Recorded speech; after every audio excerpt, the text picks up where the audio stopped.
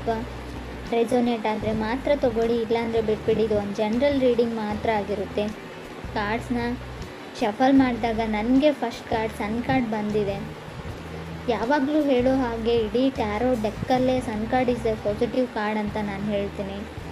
Sun card ಒಂದು ಖುಷಿ, ಸಂತೋಷನ, ಹ್ಯಾಪಿನೆಸ್ನ, ಜಾಯ್ಫುಲ್ನೆಸ್ನ represent ಮಾಡುತ್ತೆ. ಯಾರಾದರೂ ಪ್ರೆಗ್ನೆನ್ಸಿಗೋಸ್ಕರ ವೇಟ್ ಮಾಡ್ತಾಯಿದ್ರೆ, ಖಂಡಿತವಾಗ್ಲೂ ತಾಯಿ ಆಗಬೇಕು ಅಂತ ಅಂದ್ಕೊಂಡಿದ್ರು ಕೂಡ ಖಂಡಿತ ಒಂದು ಪಾಸಿಟಿವ್ ನ್ಯೂಸ್ ಬರುತ್ತೆ ಅಂತ ಕಾರ್ಡ್ ಹೇಳುತ್ತೆ. ಅಥವಾ ಯಾರನ್ನಾದರೂ ನೀವು ಅರ್ಥ ಮಾಡ್ಕೊಳ್ಳೋಕ್ಕೆ ತುಂಬ ಟ್ರಬಲ್ ಅಂತ ಹೇಳ್ತೀನಿ, ತೊಂದರೆ ಪಡ್ತಾಯಿದ್ರೆ, ಆ ವ್ಯಕ್ತಿ ಅರ್ಥನೇ ಆಗ್ತಾಯಿಲ್ಲ ಅಂತ ಅನ್ನಿಸ್ತಾ ಇದ್ದರೆ ಅದರ್ ಪರ್ಸನ್ಗೂ ಅಥವಾ ನಿಮಗೂ ಈ ಥರ ಫೀಲ್ ಆದರೆ, ಸೊ ಅರ್ಥ ಆಗೋ ಸ್ಟಾರ್ಟ್ ಆಗಿದೆ ಇತ್ತೀಚೆಗೆ ಅಂತ ಹೇಳ್ಬೋದು. ಸಕ್ಸಸ್ ಅಂತ ಹೇಳ್ತೀನಿ, ನೇಮ್ ಆ್ಯಂಡ್ ಫೇಮ್ ಅಂತ ಹೇಳ್ಬೋದು. ಸೊ ಅನ್ಕಂಟ್ರೋಲೇಬಲ್ ಫೀಲಿಂಗ್ಸ್ ಇದ್ದರೂ ಕೂಡ ಕೆಲವೊಮ್ಮೆ ಸನ್ ಕಾರ್ಡ್ ಬಂದಿರುತ್ತೆ. ಯಾವ ಥರ ಅಂದರೆ ನಿಮ್ಮ ಫೀಲಿಂಗ್ಸ್ನ ನೀವು ಕಂಟ್ರೋಲ್ ಮಾಡ್ಕೊಳ್ಳೋಕ್ಕೆ ಆಗ್ತಾಯಿಲ್ಲ ಕೆಲವರಿಗೆ, ತುಂಬ ಟೆಂಪ್ಟಿಂಗ್ ಫೀಲಲ್ಲಿ ಕೆಲವ್ರು ಇದ್ದೀರಾ. ಸನ್ ಕಾರ್ಡ್ ಫಸ್ಟ್ ಕಾರ್ಡ್ ಬಂದಿರೋದ್ರಿಂದ ಸೊ ಏನೇನೋ ಆಗ್ತಾಯಿದೆ ಲೈಫಲ್ಲಿ. ಸ್ಟಾರ್ಟಿಂಗ್ ಎಕ್ಸ್ಪೀರಿಯನ್ಸ್ ಅಂತ ಹೇಳ್ಬೋದು, ಫಸ್ಟ್ ಟೈಮ್ ಅಂತ ಹೇಳ್ತೀವಲ್ಲ, ಯಾರ ಮೇಲೂ ತುಂಬ ಹೆವಿ ಲವ್ ಆಗಿದೆ ನಿಮಗೂ ಅಥವಾ ಅದರ್ ಪರ್ಸನ್ಗೂ. ಸೊ ಅನ್ಕಂಟ್ರೋಲೇಬಲ್ ಫೀಲಿಂಗ್ಸ್ ಅಂತ ಹೇಳ್ಬೋದು. ಕೆಲವರಿಗೆ ವೆಕೇಷನ್ನ ಅಗತ್ಯ ಇದ್ದರೂ ಕೂಡ ಸನ್ ಕಾರ್ಡ್ ಬಂದಿರುತ್ತೆ ನಿಮಗೂ ಅಥವಾ ನಿಮ್ಮ ಪಾರ್ಟ್ನರ್ಗೂ. ಸೆಕೆಂಡ್ ಕಾರ್ಡ್ ನನಗೆ ಡೆವಿಲ್ ಕಾರ್ಡ್ ಬಂದಿದೆ. ಸೊ ಮೇ ಬಿ ಜಾಬ್ನ ಕ್ವಿಟ್ ಮಾಡಬೇಕು ಅಂತ ಅನ್ನಿಸ್ತಾ ಇರ್ಬೋದು ಕೆಲವರಿಗೆ. ಸೊ ಮೇ ಬಿ ಏನೋ ರಾಂಗ್ ಆಗ್ತಾಯಿದೆ ನನ್ನ ಜೊತೆ, ಏನೋ ತಪ್ಪಾಗ್ತಾ ಇದೆ, ಇಲ್ಲೇನೋ ಸರಿ ಇಲ್ಲ ಅಂತ ಅನ್ನಿಸ್ತಾ ಇದೆ. ಕೆಲವರು ಡೌಟ್ ಬರೋ ಸ್ಟಾರ್ಟ್ ಆಗಿದೆ. ಸೊ ನಾನು ತುಂಬ ವರ್ಕ್ ಮಾಡ್ತಾಯಿದ್ದೀನಿ, ನಾನು ತುಂಬ ಹಾರ್ಡ್ ವರ್ಕರ್ ಇದ್ದೀನಿ. ಸೊ ನನ್ನ ಶ್ರಮಕ್ಕೆ ಇಲ್ಲಿ ಪ್ರತಿಫಲ ಇಲ್ಲ ಅಂತ ನಿಮಗೂ ಅಥವಾ ಕೆಲವ್ರಿಗೆ ಅನ್ನಿಸ್ತಾ ಇದೆ. ಡಿಸಾಸ್ಟರ್ಸ್ ಅಂತ ಹೇಳ್ಬೋದು. ತುಂಬ ಪೊಸೆಸಿವ್ ಇದ್ದೀರಾ ನೀವು ಅಥವಾ ನಿಮ್ಮ ಪಾರ್ಟ್ನರು, ತುಂಬ ಪೊಸೆಸಿವ್. ಸೊ ಯಾವ ಥರ ಅಂದರೆ ಕ್ರೀಪಿ ವೇಯಲ್ಲಿ ಅಂತ ಹೇಳ್ಬೋದು. ಸೊ ಪಾಸಿಟಿವ್ ಪೊಸೆಸಿವ್ನೆಸ್ ಅಲ್ಲ ಇದು, ತುಂಬ ನೆಗೆಟಿವಿಟಿ ಇದೆ, ಟಾಕ್ಸಿಕ್ ಎನರ್ಜಿ ಅಂತ ಹೇಳ್ತೀವಿ. ನಿಮ್ಮನ್ನು ಅವ್ರು ಫುಲ್ಲಿ ಕಂಟ್ರೋಲ್ ಮಾಡೋಕ್ಕೆ ಟ್ರೈ ಮಾಡ್ತಾ ಇದ್ದಾರೆ ನಿಮ್ಮ ಪಾರ್ಟ್ನರ್, ಅಥವಾ ನೀವು ಅವರನ್ನು ಆಲ್ರೆಡಿ ಮ್ಯಾರಿಡ್ ಇರ್ಬೋದು. ಅವ್ರ ಜೊತೆ ಯಾಕೆ ಮಾತಾಡಿದೆ, ಇವ್ರ ಜೊತೆ ಯಾಕೆ ಮಾಡ್ತಾ ಇದ್ದೆ. ಸೊ ಅನುಮಾನ ಅಂತ ಹೇಳ್ತೀನಿ, ತುಂಬ ಡೌಟ್ಸ್ ಇದೆ ಅವ್ರಿಗೆ.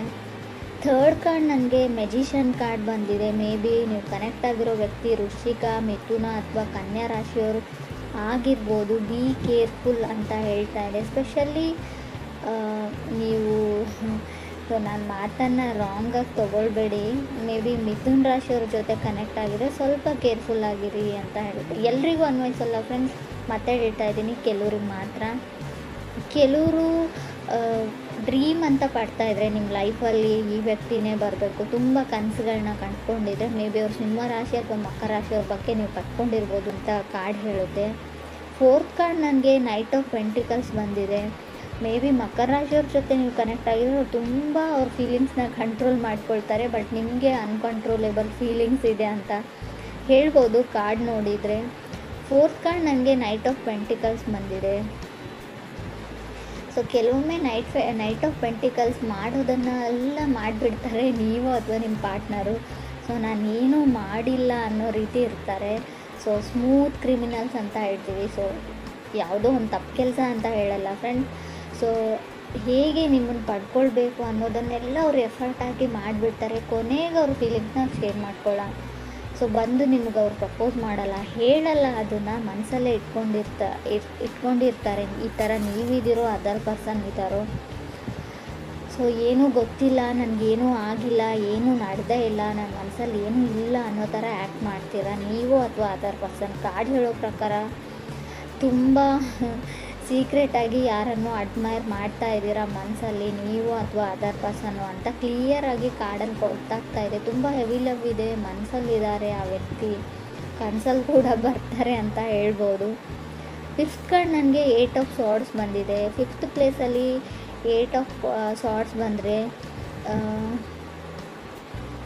ಲಾಸ್ಟ್ ಅಂತ ಅನಿಸುತ್ತೆ. ಲಾಸ್ಟ್ ಚಾನ್ಸ್ ಯಾರು ನಿಮ್ಗೆ ಕೊಡ್ತಾ ಇದ್ದಾರೆ, ಕೆಲವ್ರಿಗೆ ಹೇಳ್ತಾ ಇದ್ದಾರೆ ಇದೇ ಲಾಸ್ಟ್ ಆ್ಯಂಡ್ ಫೈನಲ್. ಮತ್ತೊಮ್ಮೆ ಈ ಥರ ತಪ್ಪು ರಿಪೀಟ್ ಆದರೆ ಸೊ ನನ್ನಿಂದ ಇದನ್ನು ಎಕ್ಸೆಪ್ಟ್ ಮಾಡೋಂಗಿಲ್ಲ ನೀನು, ನಾನು ಮತ್ತೆ ನಿನ್ನನ್ನು ಎಕ್ಸೆಪ್ಟ್ ಮಾಡ್ಕೊಳ್ತೀನಿ ಅಂತ.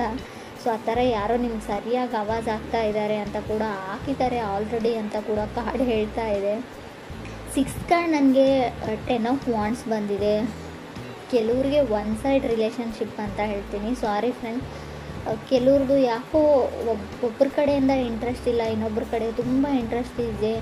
So no is no, yes is yes ಅಂತ ಹೇಳ್ತೀವಿ. ಸೊ ತುಂಬ ಕೆಲವ್ರಿಗೆ ಯಾವ ಥರ ಅಂದರೆ, ಒಬ್ಬರು ನೋ ಅಂತ ಹೇಳಿದರೆ ಅದನ್ನು ನೋವಾಗಿ ತೊಗೊಳ್ಳೋದಿಲ್ಲ. ಸೊ ಅವ್ರಿಗೆ ಇಷ್ಟ ಇಲ್ಲ ಅಂದರೆ ಅವ್ರ ಪಾಡಿಗೆ ಅವ್ರನ್ನ ಬಿಟ್ಬಿಡಿ, ಬ್ರೇಕಪ್ ಮಾಡ್ಕೊಳ್ಳಿ, ಮದುವೆ ಆಗಿದ್ದರೂ ಕೂಡ ಡಿವೋರ್ಸ್ ತೊಗೊಳ್ಳಿ ಅಂತ ಹೇಳ್ತೀನಿ. ಕೆಲವೊಮ್ಮೆ ತುಂಬ ಕ್ರೀಪಿ ಅಂತ ಆವಾಗಲೇ ಹೇಳಿದೆ, ತುಂಬ ಡೌಟ್ಸು ನಿಮ್ಮ ಮೇಲೆ, ಯಾವಾಗಲೂ ಅನುಮಾನ, ಯಾವಾಗಲೂ ಹರ್ಟ್ ಮಾಡ್ತಾರೆ. ಟಾಕ್ಸಿಕ್ ರಿಲೇಷನ್ಶಿಪ್ ಇದ್ದರೆ ಅದರಿಂದ ಹೊರಗಡೆ ಹೋಗಿ, ನೀವು ಅಥವಾ ಅದರ್ ಪರ್ಸನ್.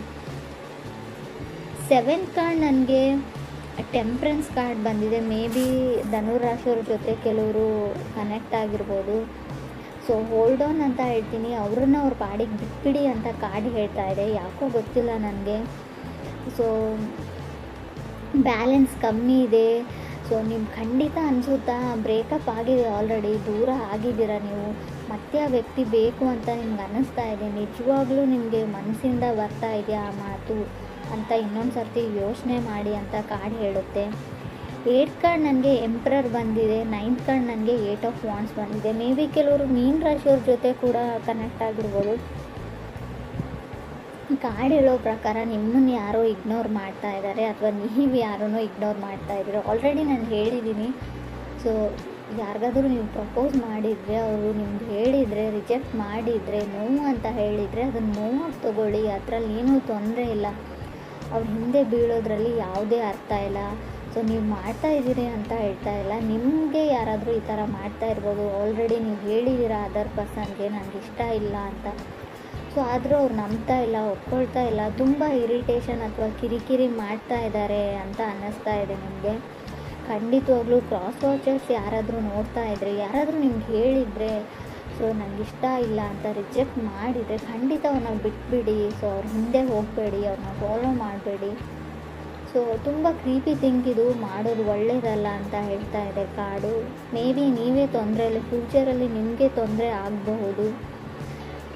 10th ಕಾರ್ಡ್ ನನಗೆ 6 ಆಫ್ ಸಾರ್ಡ್ಸ್ ಬಂದಿದೆ. ಕೆಲವೊಮ್ಮೆ 6 ಆಫ್ ಸಾರ್ಡ್ಸ್ 10th ಪ್ಲೇಸಲ್ಲಿ ಬಂದರೆ ಖಂಡಿತವಾಗ್ಲೂ ನಿಮ್ಗೆ ಅನ್ಸೋಕ್ಕೆ ಸ್ಟಾರ್ಟ್ ಆಗುತ್ತೆ, ಎಲ್ಲರೂ ನನ್ನನ್ನು ಇಗ್ನೋರ್ ಮಾಡ್ತಾ ಇದ್ದಾರೆ, ಯಾರೂ ನನ್ನನ್ನು ಕೇರ್ ಮಾಡ್ತಾ ಇಲ್ಲ ಅಂತ. ನಿಮಗೂ ಅಥವಾ ಅದರ್ ಪರ್ಸನ್ಗೂ, ಅಥವಾ ಅವ್ರಿಗೆ ನಾನು ಇಷ್ಟ ಆದರೂ ಕೂಡ ಇಗ್ನೋರ್ ಮಾಡೋ ರೀತಿ ಆ್ಯಕ್ಟ್ ಮಾಡ್ತಾ ಇದ್ದಾರೆ ಅಂತ ಅನ್ನಿಸ್ಬೋದು. ಬಟ್ ಆ ಥರ ಎಲ್ಲ, ನಿಜವಾಗ್ಲೂ ಅವ್ರಿಗೆ ನೀವು ಇಷ್ಟ ಇಲ್ಲ, ಅವ್ರನ್ನ ಅವ್ರ ಪಾಡಿಗೆ ಬಿಟ್ಬಿಡಿ ಅಂತ ಕಾರ್ಡ್ ಹೇಳ್ತಾ ಇದೆ.